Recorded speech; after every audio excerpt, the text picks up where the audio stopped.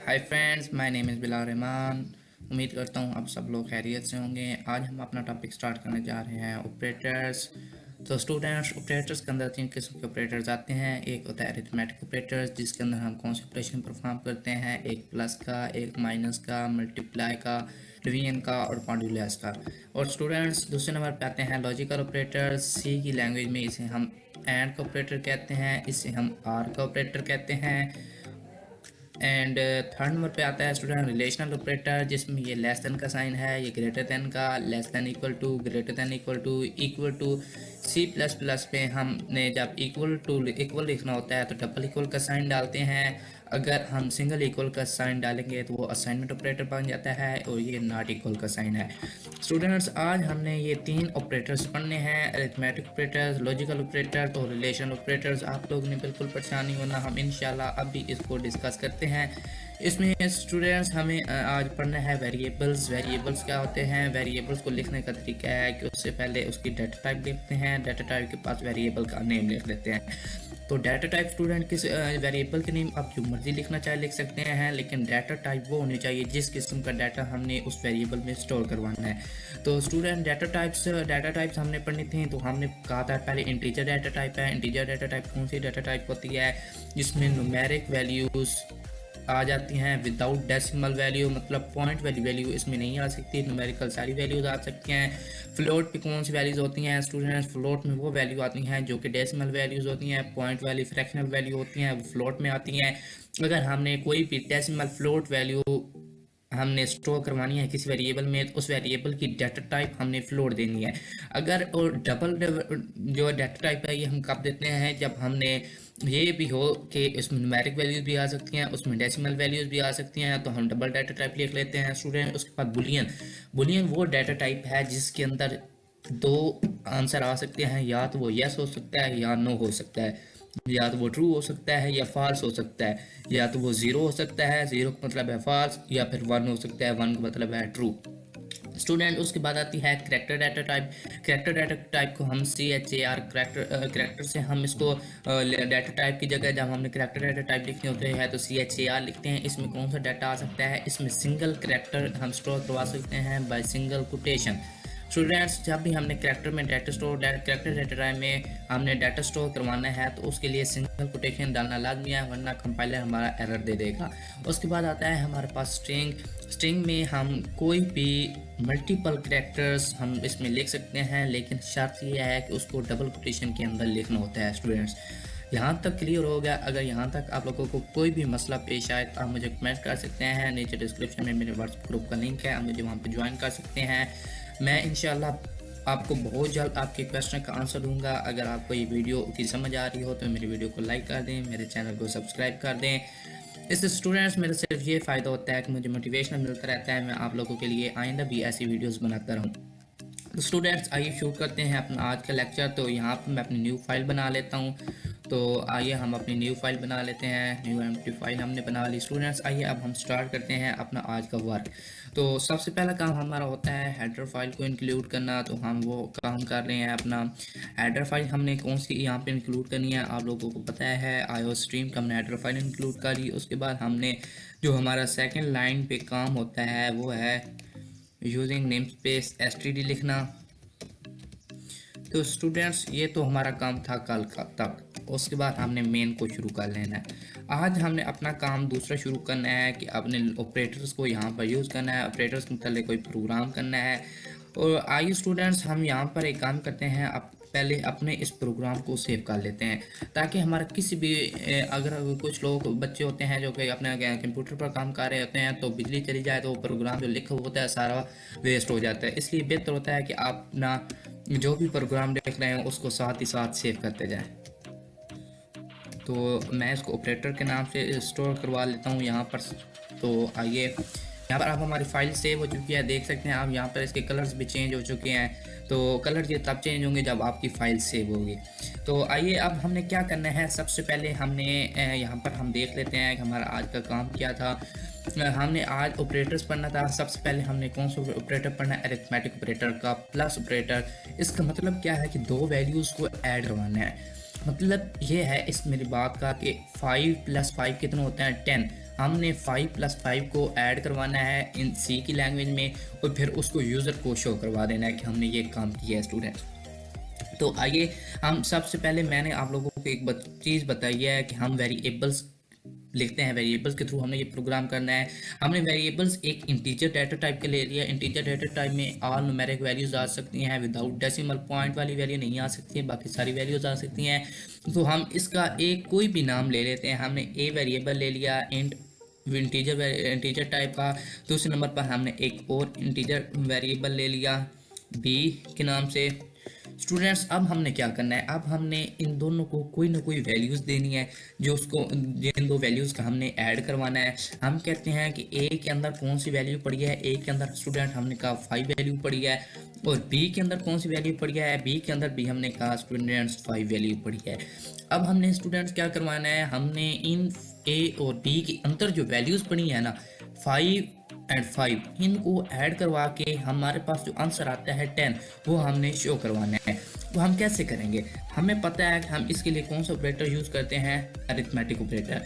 ए plus B करेंगे तो क्या होगा स्टूडेंट्स, इसके लिए ये होगा कि ए जाएगा अपनी वैल्यू उठाएगा, ए के अंदर 5 वैल्यू पड़ी है, और बी भी जाएगा अपनी वैल्यू उठाएगा, इसके अंदर भी 5 पड़ा है। तो ये क्या करेगा 5 + 5 करके इसको 10 कर देगा।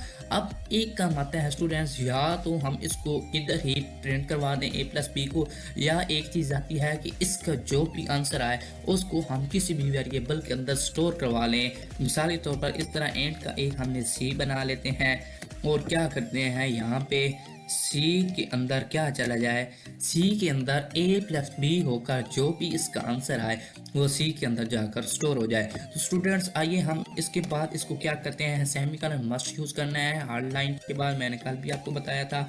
और इसके बाद हमने क्या करना है स्टूडेंट्स, इसके बाद हमने यहाँ पर सी आउट करवा लेना है अपना आंसर। हमारा आंसर क्या है, हम यहाँ पर लिखते हैं कि सम जो है हमारा वो है स्टूडेंट्स, सम हमने लिखा है यहाँ पर जो हमारा सम आया है। फिर यहाँ पर एक चीज़ और आती है स्टूडेंट्स, यहाँ पर एक काम कंप्लीट हुआ है ना, अब हमने दूसरा काम क्या करवाना है, इसको प्रिंट करवाना है। इसको प्रिंट करवाने के लिए ये लेस देन का साइन जो है हम दोबारा यहाँ पर यूज़ करेंगे, और जो वेरिएबल का नेम होगा जिसके अंदर वैल्यू पड़ी होगी उसको हमने यहाँ पर लिख देना है, और एंड पे सेमीकोलन डाल देना है। स्टूडेंट ये क्या करेगा, ये काम करेगा कि जो सी के अंदर इसका आंसर पड़ा होगा वो ये उठाकर इधर लाएगा और इसको सी आउट स्टेटमेंट के थ्रू प्रिंट करवा देगा। तो आइए स्टूडेंट्स हम आप इसको रन करते हैं तो देखते हैं कि हमारा काम होता है या नहीं। तो देखिएगा अब हमने इसको रन किया है तो क्या होता है स्टूडेंट, यहाँ पर आप लोग देख सकते हैं कि सम इज़ 10 हमारे पास। आपने यहाँ पर देखा कि हम इसको किस में लिखा है, डबल कोटेशन को डबल कोटेशन में लिखा है, तो ये as it is same to same print हो जाएगा जैसे भी हमने लिखा है। और ये क्या करेगा, सी के अंदर जो वैल्यू पड़ी होगी वो वैल्यू उठाएगा। 5 + 5 क्या था हमारे पास स्टूडेंट 10 था, तो उसने यहाँ पर क्या प्रिंट करवा दिया 10। यहाँ तक स्टूडेंट अगर आपको कोई इशू ना हो, कोई भी अगर आप लोगों को इशू हो आप मुझे कमेंट कर सकते हैं, मेरे व्हाट्सएप पर मेरे ग्रुप में ज्वाइन होकर मुझे आंसर क्वेश्चन कर सकते हैं। मैं आप लोगों को उसका एक अच्छे वे में उसका आप लोगों को आंसर दूंगा। आइए स्टूडेंट्स हम अब आगे बढ़ते हैं। तो हमारा प्लस का हो गया, अब हम ये बाकी ऑपरेटर्स भी परफॉर्म कर देखते हैं। तो ये हम यहाँ पर एक काम करते हैं कि जो ए की वैल्यू इसको बढ़ाकर हम क्या कर लेते हैं 8 कर देते हैं, और बी की वैल्यू को हम 2 कर देते हैं। ठीक है स्टूडेंट्स, अब हम क्या करते हैं, हमने ये एक हमारा परफॉर्म हो गया एक्शन। अब स्टूडेंट्स हम क्या करते हैं, हम एक और यहाँ पर वेरिएबल ले लेते हैं स्टूडेंट्स, इंटीजर डाटा टाइप का हम डी ले लेते हैं। तो क्या करना है अब हमने स्टूडेंट्स, तो डी के अंदर a माइनस बी कर देंगे। अब क्या होगा हमारे पास यहाँ पे स्टूडेंट्स, अब ये होगा कि 8 में से 2 माइनस करेंगे तो 6 आता है। तो यहाँ पर अब हम क्या करते हैं, यही काम हम यहाँ पर दोबारा कर लेते हैं। हम यहाँ पर उसको कहेंगे कि सब्ट्रैक्शन जो है हमारी वो क्या है, यहाँ पर हमारी हम उसको यही बताना है बस। हमारी जो सब्ट्रैक्शन है यहाँ पर अब हम क्या लिखेंगे स्टूडेंट्स, यहाँ पर हम डी लिखेंगे, क्योंकि हमारा जो आंसर पड़ा है a माइनस बी का वो डी में पड़ा है। इसी को हम रन करवाते हैं तो देखते हैं कि हमारा काम कर रहा है ये प्रोग्राम। तो आइए देखते हैं, यहाँ पर देखें सम इज 10 एंड सब इज 6, ये एक ही लाइन पर आ रहा है। ये बात मैं आप लोगों को बताना चाहता था कि अगर हमने ये सम वाली ऊपर वाली लाइन पर आए और सब वाला नीचे वाली लाइन पर, क्या करना होता है, जहाँ पर हमने लाइन को ब्रेक करना होता है या वहाँ पर हम लेस देन एंड एल का साइन यूज़ करते हैं। अब देखिएगा स्टूडेंट्स, अब क्या होगा, अब जो है वो ऊपर वाली लाइन पर रहेगा, नीचे वाला न्यू लाइन से शुरू हो जाएगा। स्टूडेंट्स अब देख सकते हैं सम इज़ 10 एंड सब इज़ 6। तो इसी तरह अब हम बढ़ते हैं स्टूडेंट्स, यहाँ पर फिर हमको क्या लगाना पड़ेगा, एंड एल। तो इस तरह स्टूडेंट्स आप यहाँ पर मल्टीप्लाई वाला काम भी कर सकते हैं, डिवीजन वाला काम भी कर सकते हैं, आप लोगों को यहाँ पर कोई मसला नहीं आएगा। तो स्टूडेंट्स हमने यहाँ पर क्या किया है, हमने ए के उसी किस्म का सी डी भी बना लिया था, जिसमें ए माइनस बी किया था, ए बनाया, ए मल्टीप्लाई बी करके स्टोर करवा दिया, उसमें रिजल्ट एफ एक इंटीजर लिया, उसमें ए डिवीजन बी लेके स्टोर करवा दिया, जी लिया, ए मॉडुलस बी लेके स्टोर करवा दिया। इसी तरह हमने same to same A F और जी को भी सेम टू सेम प्रिंट करवा दिया। हम इसको रन करके देख लेते हैं कि हमारा ये प्रॉपर काम कर रहा है। अगर ये कर रहा है तो फिर तुम्हारा प्रोग्राम बिल्कुल ठीक है जी, बिल्कुल। सम is 8 + 2 10, subtract 8 - 2 6, multiply 8 multiply by 2 16, division 8 divided by 2 4, modulus 8 divided by 2 4 0 0 answer आता है। बिल्कुल ठीक हमारा प्रोग्राम यहाँ पर काम कर रहा है। तो स्टूडेंट हमारा अरिथमेटिक ऑपरेटर जो कंप्लीट हुआ। स्टूडेंट्स आइए अब हम क्या करते हैं, हमने यहाँ पर दो वेरिएबल हैं, इंट ए और इंट बी। अब हमने ये काम करना है कि इंट ए की जो वैल्यू है वो भी यूज़र से लेनी है, और जो वेरिएबल बी की वैल्यू है वो भी हमने यूज़र से लेनी है। और हमने इन दो वैल्यू जो यूज़र ने दी होंगी उनको हमने ऐड करना है। सारे अरिथमेटिक ऑपरेटर हम उस पर अप्लाई कर सकते हैं। तो आई स्टूडेंट्स, हमने यूज़र से वैल्यू कैसे लेनी है मैंने आप लोगों को बताया था फर्स्ट लेक्चर में। अगर आपने मेरी वो वीडियो नहीं देखी तो डिस्क्रिप्शन में मैंने उस वीडियो का लिंक दे दूंगा, आप वहाँ पर जाकर वो वीडियो देख सकते हैं। और इस यूज़र से इनपुट लेने के लिए हमने सी इन का ऑप्शन यूज़ करते हैं, और साथ ही साथ हम ग्रेटर दैन का साइन यूज़ करते हैं। तो आइए यहाँ पर हम लिख लेंगे ए वेरिएबल के यूज़र से वैल्यू लो ए वेरिएबल की। स्टूडेंट्स तो यहाँ पर सेमीकोलन, इसी तरह हम क्या कर लेंगे, यूज़र से वैल्यू ले लेंगे वेरिएबल बी की भी, और यहाँ पर हम क्या कर लेंगे, सेमीकोलन डाल लेंगे। आइए अब हम क्या करते हैं स्टूडेंट्स, तो अब हमारा जो काम है यहाँ पर हमने इन दोनों को क्या कर देना है, ऐड कर देना है। तो स्टूडेंट्स आइए अब हमने यहाँ पर ये काम किया कि सी आउट वाली एक स्टेटमेंट लिख ली, जिसमें हमने क्या कहा कि सम इज़, जो हमारा सम है वो किसके बराबर है। तो स्टूडेंट्स आइए हम लिख लेते हैं कि सम हमारा सी के बराबर है, क्योंकि जो वैल्यू आएगी वो सी में स्टोर होगी। स्टूडेंट्स तो ये हमारा काम यहाँ तक हुआ ख़त्म। अब हमने इस प्रोग्राम को करना है रन। तो ये हमने किया इस प्रोग्राम को स्टूडेंट रन। तो फ्रेंड्स देखिए अब यहाँ पर क्या हुआ, यहाँ पर जो कि कर्सर है वो हमारा ब्लिंक कर रहा है, कोई भी चीज़ शो नहीं कर रहा है। इसका मतलब ये हुआ कि यहाँ पर वो हमसे वैल्यू मांग रहा है, लेकिन हमें नहीं पता चल रहा कि यहाँ पर ब्लिंक क्यों कर रहा है। लेकिन अगर हम यहाँ पर वैल्यू देते हैं 8 और बी की वैल्यू देते हैं 2, तो ये देखें सम इज़ 0 यहाँ पर शो करवा रहा है। क्यों, हमारा यहाँ पर क्या आ रहा है, हम देखते हैं कि सी में हमारे पास वैल्यू अभी क्या पड़ी है, 0 पड़ी है। सी में हमने कोई भी वैल्यू स्टोर नहीं करवाई, तो सी में हम क्या लिख देते हैं, ए प्लस बी। और स्टूडेंट्स हमारा यहाँ पर कर्सर जो था वो सिर्फ ब्लिंक कर रहा था, हमें पता नहीं चल रहा था कि वो हमसे क्या चाहता है। तो क्या हम यहाँ पर एक सी आउट की स्टेटमेंट नहीं लिख सकते, जिसमें हम उसको एक मैसेज दे दें कि इंटर करो यूर फर्स्ट वैल्यू। यहाँ पर हम ये मैसेज तो दे सकते हैं ना कि अपनी जो तुम्हारी फर्स्ट वैल्यू है वो यहाँ पर इंटर करो। अब जो कि यूज़र होगा उसे पता चल जाएगा कि मेरे से यहाँ पर क्या मांगा जा रहा है। स्टूडेंट्स ठीक हो गया।